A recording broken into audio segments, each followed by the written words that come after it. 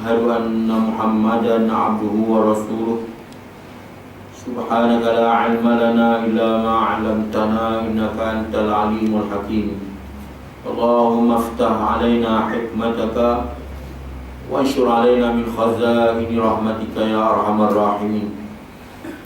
Yang dihormati Tuan Imam, seterusnya ahli jabatan kuasa surau, para hadirin dan hadirat yang dihormati sekalian, alhamdulillah dengan izin Allah Subhanahu Wa Taala serta taufik dayanya dapat menyambung, dapat kita menyambung pelajaran berkaitan dengan fiqh ibadah ini, dalam kitab Mastika Haji jilid yang kedua.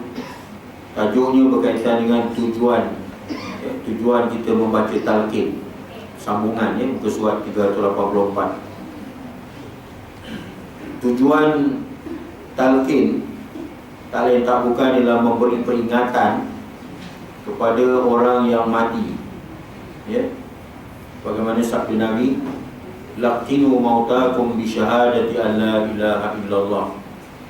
Hendaklah kamu mentalqinkan orang yang nak mati di kalangan kamu dengan la ilaha illallah. Jadi asal usul talqin tujuannya ialah memberi peringatan kepada orang yang mati, orang yang nak mati, bukan orang yang dah mati. Asal usulnya orang yang baru nak mati, waktu dah nazak, waktu nyawa nak tercabut, masa itulah kita mengingatkan dia dengan la ilaha illallah. Itu asal usul talqin. Bila dia dah nazak, nyawa nak tercabut, dalam keadaan sakratul maut, mabuk mati, jadi pada masa itulah asal usul talqin, di saat-saat orang yang nak meninggal dunia itu. Laqinu mautakum, hendaklah mentalqinkan oleh kamu orang yang nak mati di kalangan kamu dengan la ilaha illallah. Dan tujuan talqin adalah memberi peringatan kepada orang yang hidup juga. Orang yang hidup pun diingatkan juga tentang talqin. Sedangkan peringatan itu pada umumnya, sebagaimana yang ditegaskan dalam Al-Quranul Karim, dalam Quranul Karim ayat 55 surah Az-Zariyat, fadzakir in nafa'atiz dzikra, yang mana peringatan itu berguna dan peringatan itu juga mendatangkan faedah bagi orang yang beriman. Peringatan ini perlu, saling ingat mengingat antara satu sama lain. Dan orang yang sangat-sangat berhajat dan sangat-sangat memerlukan peringatan ialah si mati. Orang yang dah mati itu sangat-sangat memerlukan kepada peringatan semasa ia sedang disoal oleh malaikat dalam kubur.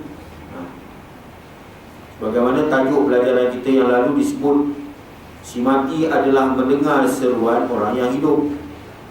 Bahkan hadis yang berhubung dengan talqin itu juga adalah menjadi dalil bahawa si mati mendengar seruan orang yang hidup, sama ada seruan itu bertujuan memberi peringatan seperti yang terkandung dalam bacaan talqin, atau seruan itu bertujuan memberi salam kepada si mati semasa orang yang datang menziarahi kubur. Hakikat itu disokong oleh hadis-hadis sahih, hadis yang betul-betul, hadis yang betul belaka, yang lain yang menegaskan bahawa si mati bukan sahaja dapat mendengar suara atau seruan orang yang hidup, bahkan si mati dapat juga mendengar bunyi tapak kaki kasut orang yang berjalan di tepi kuburnya.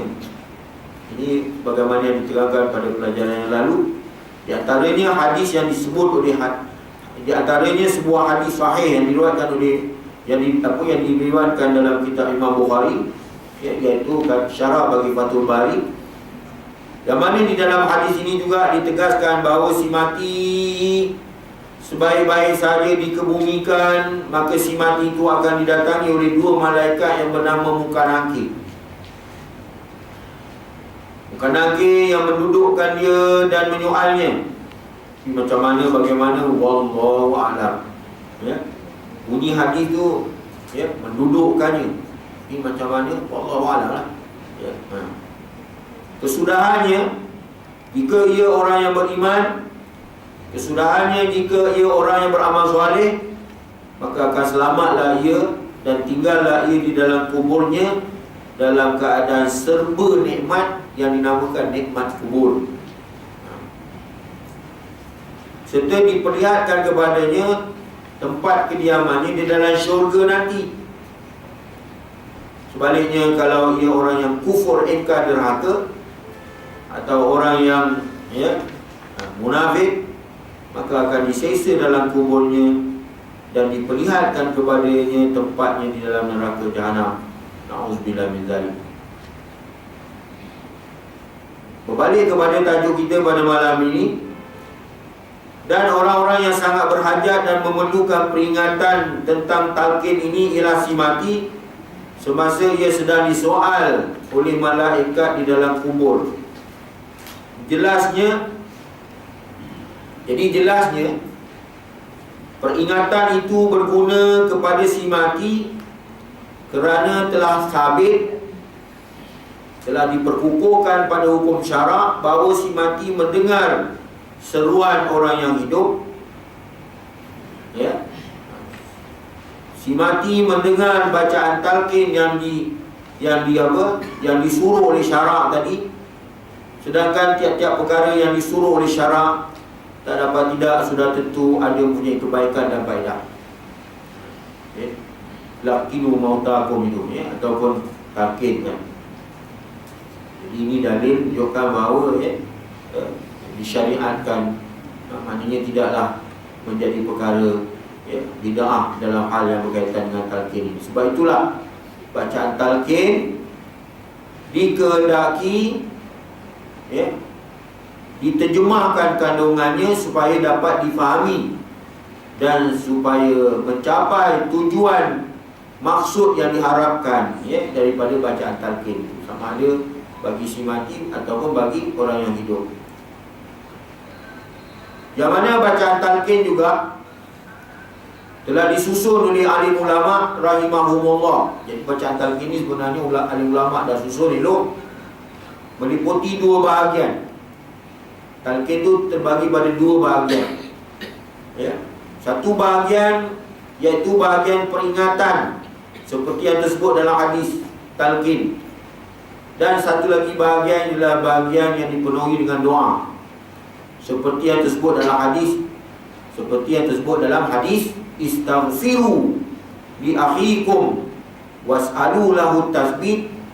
Minta ampunkan oleh kamu, minta ampun oleh kamu bagi saudara kamu. Minta ampun oleh kamu bagi saudara kamu. Allahumma fir liman bidina. Ampunkanlah bagi orang yang mati di kalangan kami. Istaghfiru li akhikum.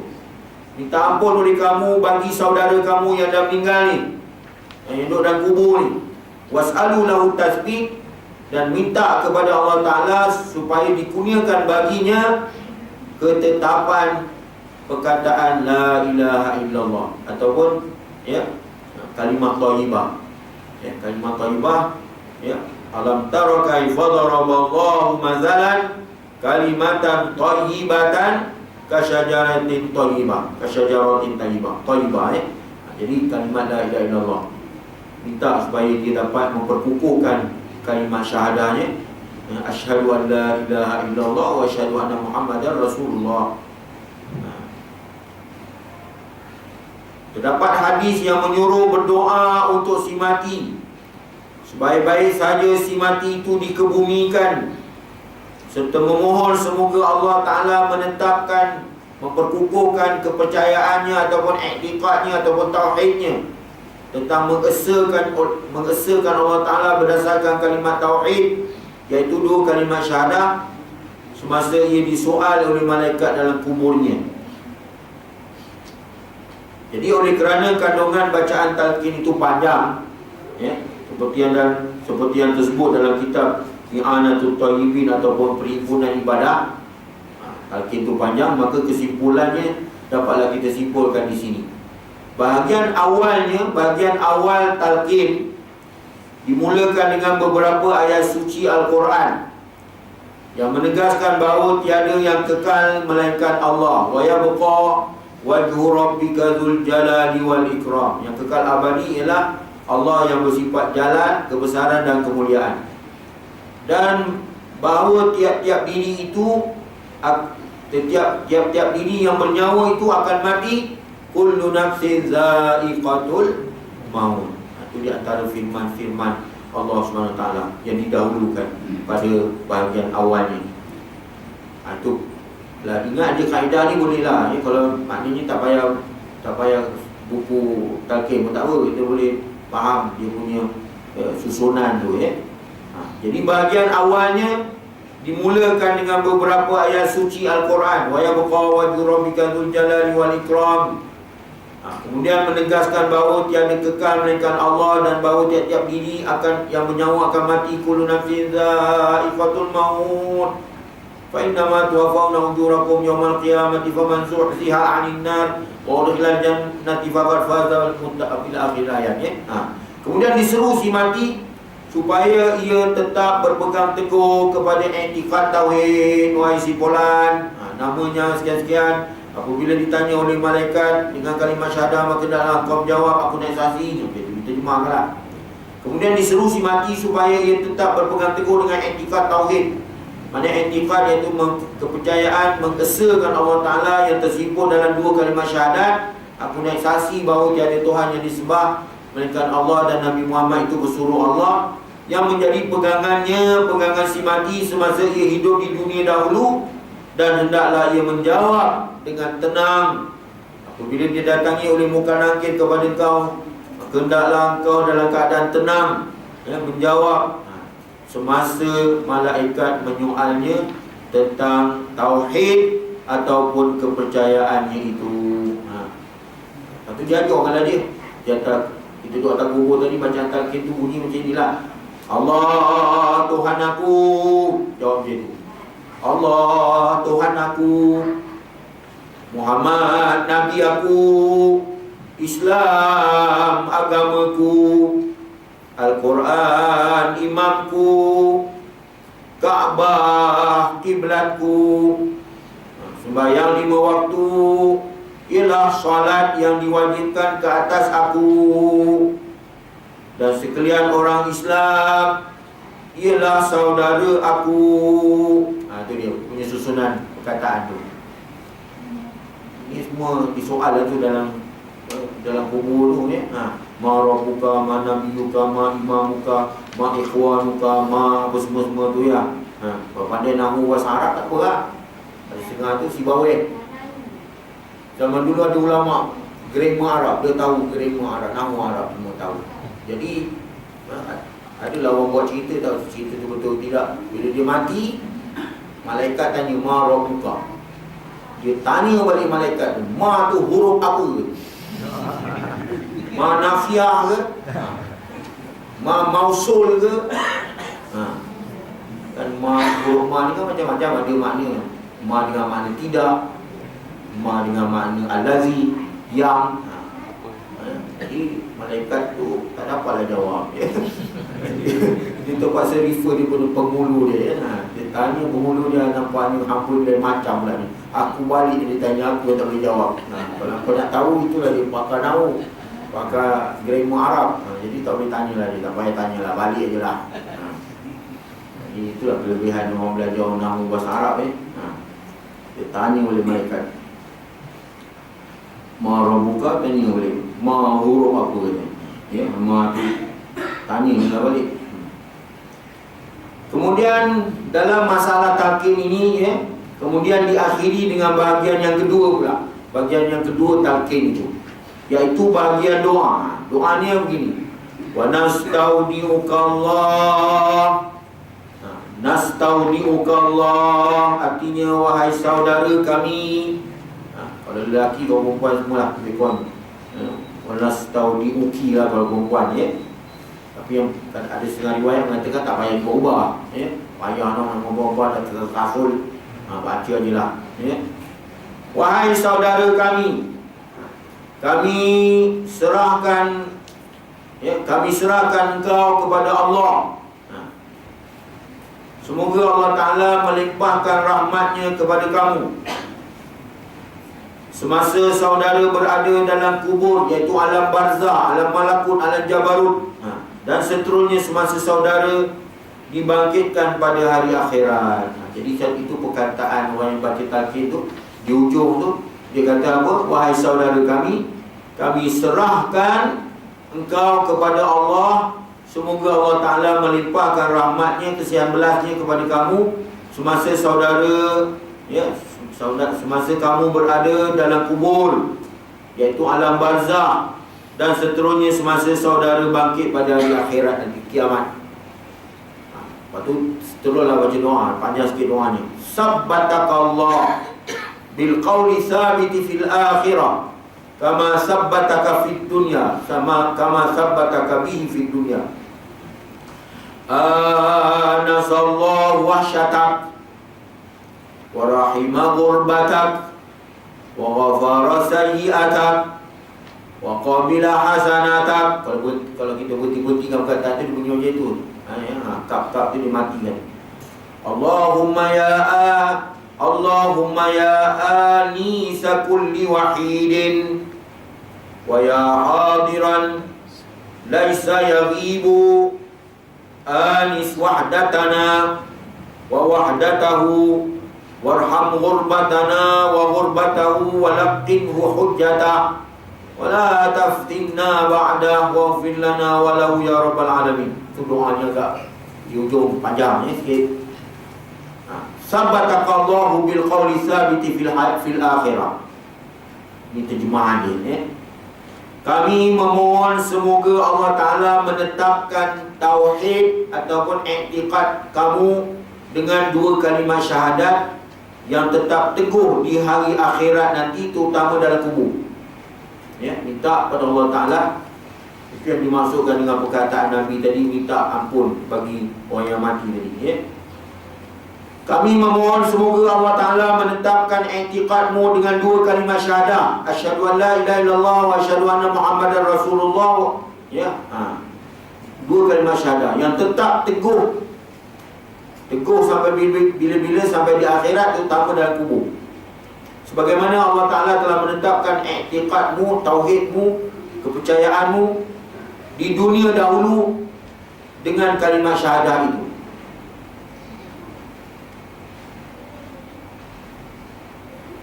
Kami juga memohon semoga Allah Ta'ala menambahkan Kami juga memohon semoga Allah Ta'ala menemankan saudara yang sedang kesunyian. Kami juga memohon semoga Allah Ta'ala menemankan saudara yang sedang kesunyian dengan diberinya semangat, ketenangan dan ketenteraman. Itu kurniaan Allah Ta'ala pada si mati dalam kubur, didoakan. Dan dikasihani oleh Allah Ta'ala saudara yang sedang berada dalam keadaan dagang, merantau. Masuk kubur tu macam merantau juga, berdagang, berdagang dalam kubur. Kita ni sebenarnya masih dalam perantauan lagi. Besok masuk kubur lagi dalam perantauan juga. Belum sampai stesen lagi. Stesen dia yang masuk ke syurga, ke neraka. Alhamdulillah. Itu stesen dia. Dan juga semoga Allah mengampunkan dosamu, dan semoga Allah menerima amal baikmu. Habis doakan saudara. Kalau gitu, la aqwa rabitah illa rabitatil Islam. Tidak ada pertalian yang paling kukuh dalam dunia ni, mana-mana pun pertalian, hubungan, melainkan pertalian persaudaraan Islam. Sampai dah mati pun didoakan juga. Kemudian doa seterusnya, ya Allah, ya Tuhan kami, wahai Allah yang sentiasa menemankan dengan pertolongannya tiap-tiap makhluk yang keseorangan dan tiap-tiap makhluk yang memerlukan pertolongan. Dan wahai Allah yang sentiasa ada, tak pernah tak ada, sentiasa ada. Daripada dulu, semenjak dulu, tak pernah tak ada, sentiasa. Itu maksud ayat ini. Ya. Tidak pernah lenyap. Allah SWT yang tak pernah lenyap. Temankanlah keseorangan kami semasa kami mati kelak. Itu doa untuk kita lah pula. Di depan orang yang dah mati tu, dalam kat atas kubur, kita doakan si mati mudah-mudahan dapat doa. Yang kita pula mendoakan diri kita juga, tak lupa. Temankanlah keseorangan kami semasa kami mati kelak, dan temankanlah keseorangan saudara kami si mati ini yang sedang terlantar keseorangan di dalam kubur, dan kasihanilah keadaan dagang kami semasa berada dalam kubur, dan keadaan dagang asing merantau saudara kami ini yang sedang berada dalam kuburnya ini sekarang. Demikian juga berilah hidayat, petunjuk kepadanya supaya ia dapat menjawab dengan betul semasa malaikat menyoal. Kalau tuan nak tambah lagi dalam doa ini, boleh juga. Allahumma ja'alhu fasihan wa balighan inda jawabi su'ali munkarin. Ya Allah, jadikan dia orang yang fasih, peta, menjawab soalan yang dikemukakan oleh munkar nakir. Dan janganlah engkau pesongkan iman kami sepeninggalan si mati ini. Ada setengah-tengah tu sampai jadi kufur, ingkar dahaka. Na'udzubillah, ya. Sampai kau dah tak ada tempat nak bergantung lagi dah, kononnya. Padahal Allah ada.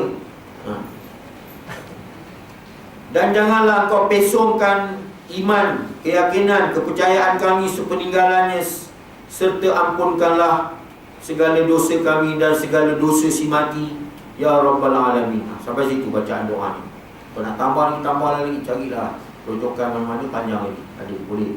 Tak ada masalah. Dengan ini selesailah bacaan talqin. Dan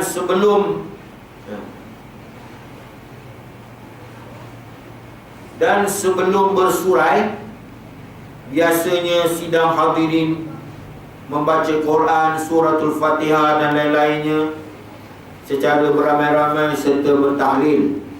Bacalah tahlil kat situ, la ilaha illallah, la ilaha illallah, kata kubur. Dan diakhiri dengan doa semoga si mati dan kaum muslimin dan muslimat umumnya yang hidup dan mati beroleh mendapat rahmat ataupun kesian belas Allah dan selamat sentosa. Ini asal usul tentang perkara yang berkaitan dengan talqin. Ya. Kandungannya begitulah. Kemudian sini ada tajuk kecil diterangkan perkara-perkara yang berhubung dengan kubur pula. Perkara-perkara yang berhubung dengan kubur. Kubur yang kita ziarahi, kubur yang tak berkata-kata itu. Nabi pernah bersabda, aku tinggalkan dua benda, satu yang boleh berkata-kata, satu yang tak boleh berkata-kata. Yang boleh berkata-kata Al-Quran, yang tak boleh berkata-kata kubur. Selain daripada meratakan tanah kubur, meninggikan tebing kubur kadar sejengkal,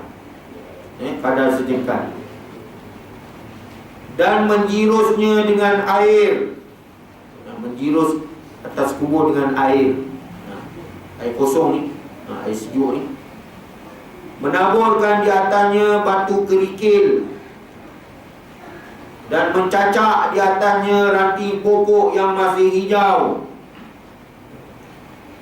Maka sunat juga menandakan kubur itu dengan batu nisan supaya mudah dikenali oleh orang-orang yang datang menziarahi si mati itu.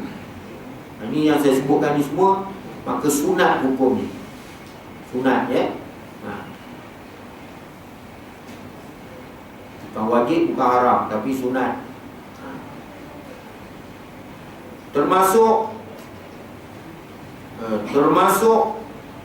selasih dan sebagainya, kerana selagi ia masih hijau, daun selasih lah dekat pokok, pokok selasih atau pokok apa-apalah, pokok pandan ke, pokok apa yang dibawa kat situ, ya. Mana yang dicocok berhidup. termasuk selasih dan sebagainya, kerana selagi ia masih hijau, yang dicocokkan tadi atas kubur tadi, ranting pokok yang masih hijau yang dicocok atas kubur tadi, selagi ia masih hijau dan belum kering, ia sentiasa bertasbih, dan tasbihnya itu membawa rahmat bagi si mati. Ini kitab, merujuk kitab Sabilal Muhtadin. Itu ada buku dia lah, kitab Munil Muhtaj. Itu rujukan dia, ya. Kalau ada daun-daun, apa pokok, ganti-ganti pokok cocokkan lah. Selama dia menghijau, selama mana itulah dia bertasbih dan membawa rahmat bagi si mati. Ini pun kalau tuan-tuan nak ambil dalil sebagai rumah kat depan-depan halaman kosong tu, tanah lah sikit pokok-pokok, tapi jangan tak bersiram, hidup segar mati tak mau. Ya, kumpul lah baju sikit dua hijau. Ini dalil pokok bertasbih depan rumah. Ya, tanam lah sikit pokok-pokok yang menghijau. Adalah kebaikan dia, dari segi oksigen dia, kita sedut tu, segar dia. Setengah ulama mengaitkan masalah ini dengan hadis sahih berkenaan dengan mencocok ranting kayu yang hijau di atas perkuburan tadi, ya. Setengah ulama mengaitkan masalah ini dengan hadis sahih, iaitu hadis Bukhari, yang menerangkan bahawa semasa Rasulullah SAW sedang berjalan di tepi dua kubur yang baru ditanam, baginda SAW menyatakan bahawa kedua-dua si mati itu sedang diseksa. Yang seorang kerana dosanya selalu dia tidak beristinja, iaitu beristibrak sesudah ia membuang air kecil, berdahem. Ya, kita buang air kecil itu kita berdahem, ataupun kita berdahem lah, ya, membuang air kecil. Tapi kalau tak payah kuat pun tak apa, kita sampai nak tergangkat pukul tandan pun tak boleh juga, ya, kuat sangat, ya, agak-agak lah patut-patut. Lepas tu Allah Yarham tu Musa ni dibuat macam ni tangan, dia suruh urut kat bawah, bawah kemaluan kita. Lepas tu sambil berdahem, tapi jauh ke atas mati pucuk pula. Ya, bawah tak apa. Orang perempuan tekan bahagian atas sikit, bahagian hari-hari sampai berdahem, barulah tos. Tidak nanti ada macam terasa ya, macam terkeluar air ke apa ke, air kencing, dia semua najis. Tapi kadang-kadang itu keraguan pun kita pastikanlah betul-betul, ya, yang mana dia tidak meragukan lah.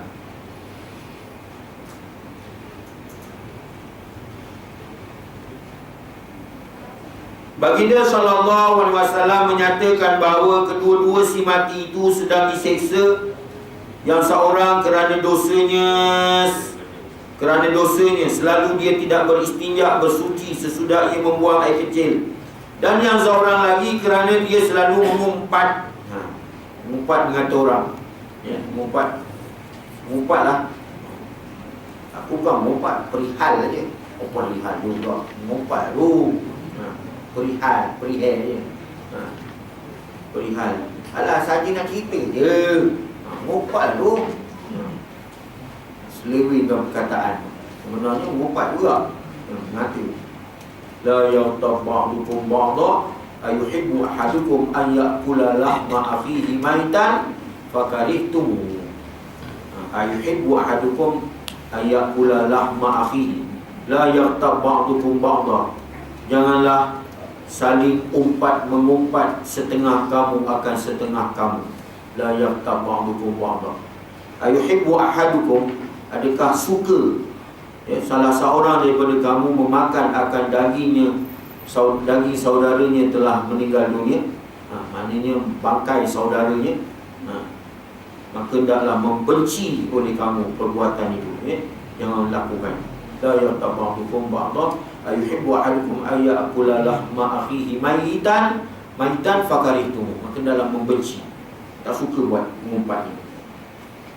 Lalu baginda SAW, satu kerana tak istibrak dalam, ya, dalam apa, Yang satu tidak istibra ketika buang air kecil, yang satu lagi kerana mengumpat. Lalu baginda mengambil sebatang pelepah kurma yang masih hijau dan membelahnya dua belahan. Yang satu dicacakkan atas kubur yang pertama, dan yang satu lagi atas kuburnya yang kedua, sambil baginda bersabda, baginda SAW bersabda, mudah-mudahan dapat meringankan azab kedua-dua si mati selagi pelepah tamar itu masih basah. Kata sebagaimana sabda Nabi SAW, ya. Maka sunat, hukumnya sunat lah, ya, dicocok ranting kayu yang hijau ada berdaun di atas kubur si mati, ya. Sementara nak ditanam pokok yang agak lagi, ya, yang ada subur boleh hidup terus, ya. Kemudian hukum meninggikan binaan kubur dan menghiasi kubur. Ini merujuk pada hadis yang saya sebutkan di sini, ya. Tadi ada sikit sambungan tentang nota kaki di sini. Dalam satu hadis yang lain disebutkan oleh Al-Hafidh Ibnu Hajar Al-Asqalani mengenai satu peristiwa yang lain, bahawa semasa baginda SAW berjalan di tepi sebuah kubur, lalu berhenti di situ, maknanya Nabi SAW berhenti di situ dan meminta dibawakan kepadanya dua pelepah kurma, dan dua pelepah kurma itu masih hijau. Kemudian baginda mencacakkan satu di sebelah kepala kubur dan yang satu lagi di sebelah kakinya, kaki kubur, ya. Ada dua, satu bagian kepala, satu bagian kaki. Dalam satu hadis yang lain disebutkan oleh Al-Hafidh Ibnu Hajar Al-Asqalani juga mengenai satu peristiwa yang lain, baginda SAW menggunakan dua dahan kecil yang masih hijau. Ini dahan yang masih kecil lagi hijau, maknanya umum, bukan, tak sebut kata pelepah tamar, yang diambil dari dua batang pokok yang ada di situ. Tak semestinya pokok tamar. Ini menunjukkan bahawa yang lain daripada pelepah kurma atau pelepah tamar juga boleh digunakan. Itu dalil. Dalam hadis yang lain juga disebutkan oleh Al-Hafidh Ibnu Hajar Al-Asqalani juga ada diterangkan bahawa Buraidah bin Al-Husaybi radhiyallahu anhu, sahabat Nabi, telah berwasiat, telah berpesan supaya dicacakkan dua putung pelepah kurma di atas kuburnya, merujuk kitab syarah bagi hadis Imam Bukhari, iaitu kitab Fathul Bari. Itu ada riwayat sahabat suruh. Jadi Nabi, perbuatan Nabi, sahabat suruh, sama je lah, ya. Suruh, ya. Jadi Rasulullah dia sendiri lakukan perbuatan itu. Jadi merujuk pada tajuk hukum meninggikan binaan kubur dan menghiasinya. An Jabirin radhiyallahu anhu qala Rasulullah sallallahu alaihi wasallam naha. An Jabirin radhiyallahu anhu qala naha Rasulullah sallallahu alaihi wasallam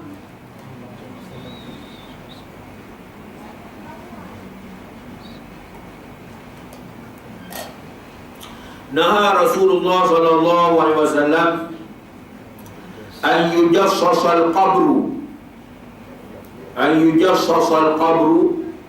wa an yaquda alaihi wa an yubna alaihi, rawahu Muslim.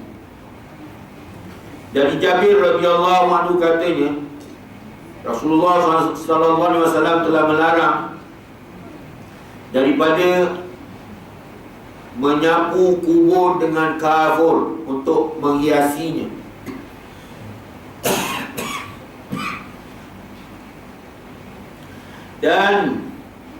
Dan tu akal kepada naha Rasulullah juga, naha Rasulullah sallallahu alaihi wasallam an yujassasal qabru. Ya, Rasulullah SAW telah melarang daripada menyapu kubur dengan kafur untuk menghiasinya. Maknanya dengan dengan ukiran-ukiran dan sebagainya lah, ya. Daripada kafur. Dan melarang Rasulullah SAW daripada duduk di atasnya, atas kubur. Kan ada lorong-lorong kita duduk tepi-tepi lorong tu je lah, tak ada atas kubur ni. dan juga mendirikan binaan di atasnya. Membina binaan atasnya. Ini merujuk pada hadis sahih dan sahih Muslim Syarah Nawawi. Dan dalil an Jabirin radhiyallahu anhu qala naha Rasulullah sallallahu alaihi wasallam an tujassasal qubur wa an yuktaba 'alaiha wa an yubna 'alaiha wa an tuta'a rawahu Tirmidzi. Dari Jabir radhiyallahu anhu katanya Rasulullah SAW telah melarang daripada menyapu kubur dengan kafur, mana membina ukiran, dan daripada menulis pada apa yang ada di atasnya, atas kubur, dan daripada mendirikan binaan di atasnya, dan juga daripada memijaknya atau berjalan di atasnya. Tak apalah, mungkin tak sengaja. Kalau sengaja ni, hadis hasan sahih diriwayatkan oleh Imam Tirmidzi. Jadi tuan-tuan sekalian, alim ulama rahimahumullah telah menghuraikan kandungan hadis-hadis yang telah kita terangkan tadi seperti yang diterangkan begini. Yang pertama, masalah menghiasi kubur dengan disapu kapu hukumnya makruh. Jadi ulama putuskan di sini, kesepakatan para ulama, alim ulama buat keputusan. Yang pertama, masalah menghiasi kubur dengan disapu dengan kafur, hukumnya makruh. Ini merujuk kitab Sahih Muslim. Hikmat larangan ini tidak diterangkan. Kalau tuan-tuan tanya apa hikmat larangan ini, tidak diterangkan oleh para ulama. Kalau tanya pun saya tak boleh nak jawab lah. Apa sebab hikmat itu dilarang. Dalam hal itu ada yang mengatakan boleh jadi kerana perbuatan mencantikkan kubur termasuk dalam perkara-perkara yang berkaitan dengan perhiasan dunia juga. Sedangkan si mati tidak berhajat kepadanya, tidak berhajat kepada perhiasan dunia tadi yang kita hias-hias.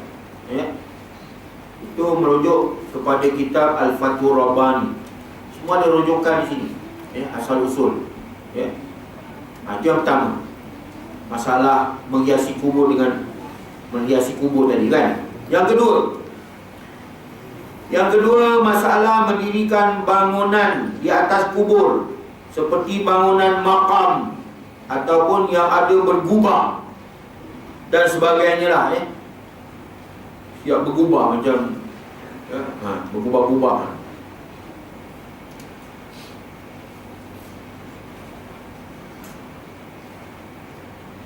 Atau di tepinya, di tepi kubur itu, tembok. Kalau tepi biasa tembok lah. Atau mendirikan pagar atau tembok di kelilingnya, maka hukumnya adalah makruh juga.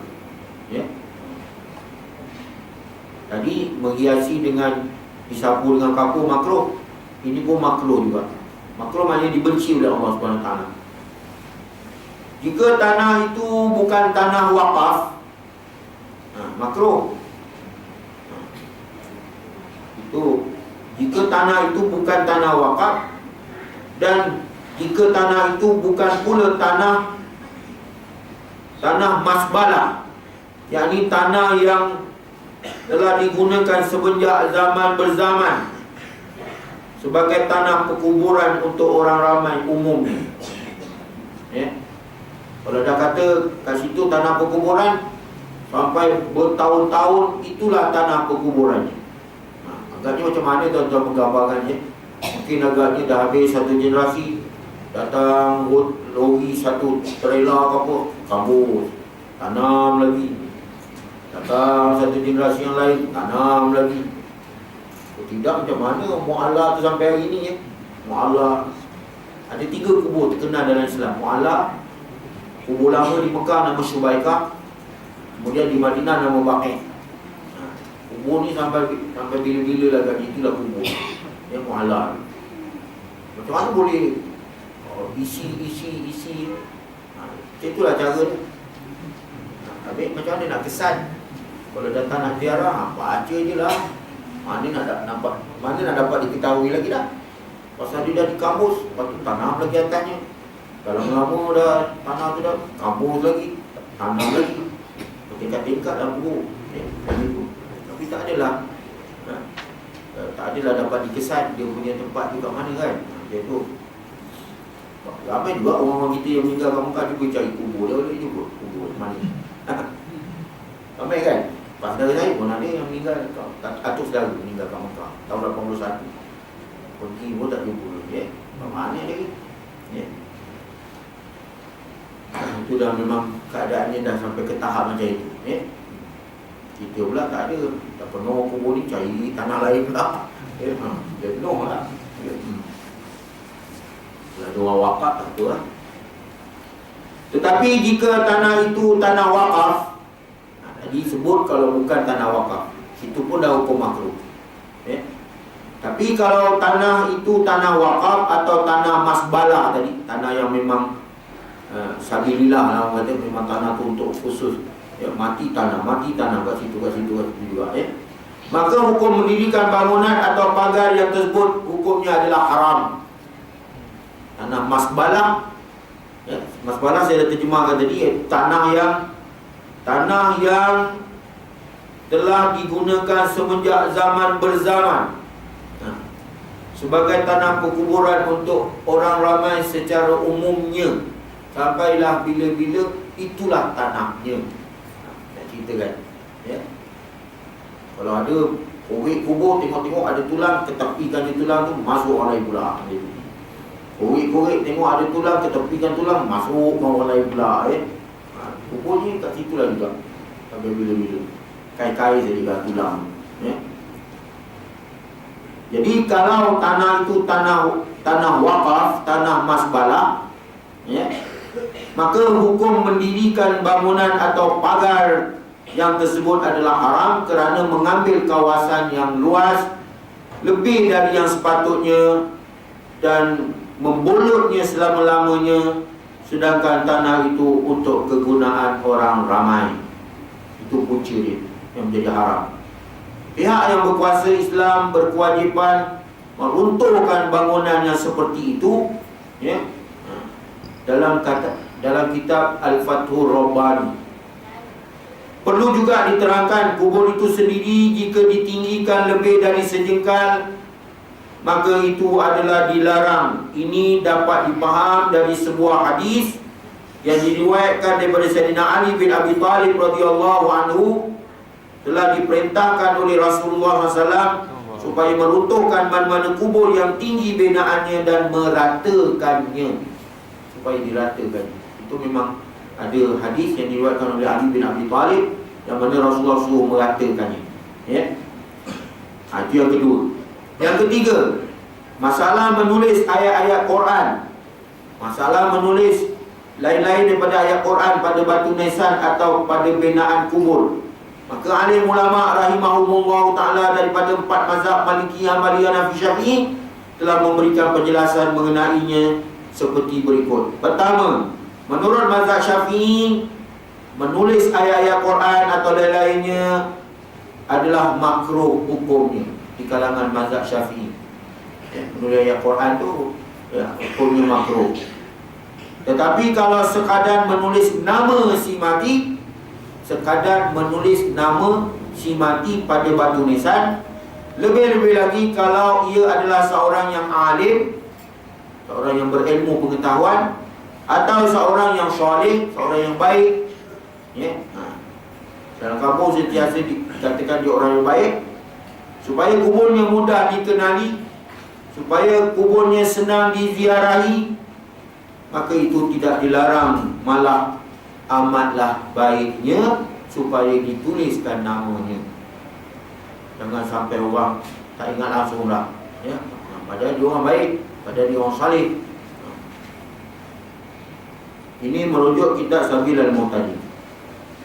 Itu mazhab Syafi'i. Menurut mazhab Hanafi pula, sebarang tulisan, tak kiralah apa bentuk tulisan sekalipun, adalah makruh hukumnya dan kadang-kadang boleh membawa kepada haram, kata Hanafi. kecuali kalau ditakuti kubur itu lama kelamaan tidak dapat dikesan, maka itu tidaklah makruh. Ya? Takut kalau nanti tak dapat dikesan kubur. Ya?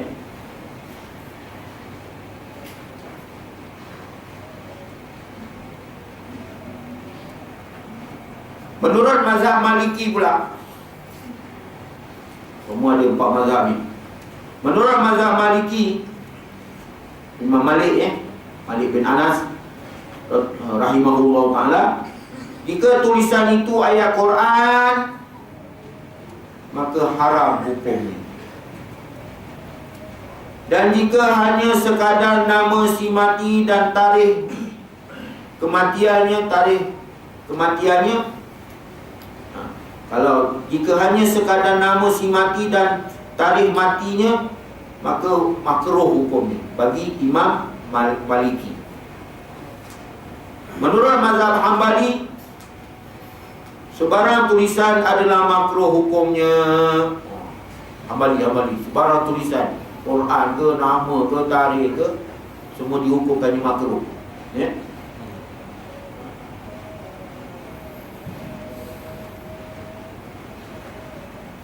Itu merujuk kitab Fathur Rabbani. Selain dari itu, memasang lampu di atas kubur juga dilarang sebagaimana disebut dalam beberapa hadis sahih. Tak bagi pasang lampu. Malah tidak sah diwakafkan atau dinazarkan. Menurut Ibnu Hajar Al-Haytami rahimahullah ta'ala dalam kitabnya Az-Zawajid, bagaimana yang disebut dalam kitab Fiqh Sunnah, dalam kedua-dua hadis yang tersebut juga dilarang duduk di atas kubur atau memijaknya semasa berjalan di tanah perkuburan. Kalau begitu, menurut huraian alim ulama rahimahumullah ta'ala, makruh hukumnya duduk di atas kubur atau memijaknya atau berteleku ataupun bersandar kepadanya. Dalam pada itu, jika terpaksa memijak kubur kerana tidak ada jalan lain yang boleh menyampaikan ke kubur yang kita tuju, atau kerana menggali kubur baru ataupun menggali kubur baharu di tepinya, di tepi kubur yang lama itu, maka yang demikian tidaklah makruh. Jadi kalau tak ada laluan, kita lalu, tak adalah makruh. Tapi kalau ada laluan, kita lalu tempat laluan dia. Kemudian hukum membawa mayat dari sebuah negeri ke negeri yang lain. Jadi tajuknya kecil-kecil saja di sini. Ini menunjukkan dia nak ujung-ujung lah. Sabar je lah, tak nak habis. Hukum membawa mayat dari sebuah negeri ke negeri yang lain. Haram membawa mayat yang belum ditanam dari sebuah negeri ke negeri yang lain, sekalipun ia berwasiat.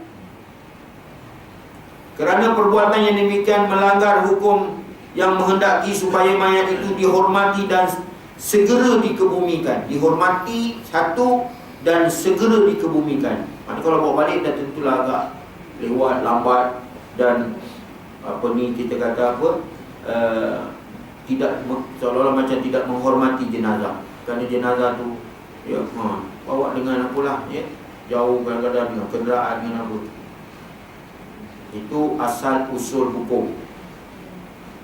Haram juga membawa mayat dari tempat matinya ke tempat yang jauh jika ada perkuburan orang Islam yang berhampiran dengan tempat matinya itu ada hampir dekat.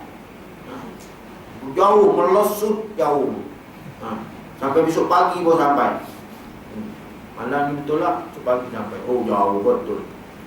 Baiklah, kebumikan je lah, yang dekat, cari kubur yang terdekat bagi dia. Kecuali jika tempat matinya berdekatan dengan tanah suci Makkahul Mukarramah, atau tempat matinya itu berdekatan dengan Al-Madinatul Munawwarah. Mati ke Taif, bawa ke Madinah. ataupun bawa ke Mekah. Ataupun Baitul Muqaddis. Di Baitul Muqaddis, mati kat Baitul Muqaddis, bawa balik ke Malaysia. Apa, tanam je lah kat Baitul Muqaddis tu, jauh.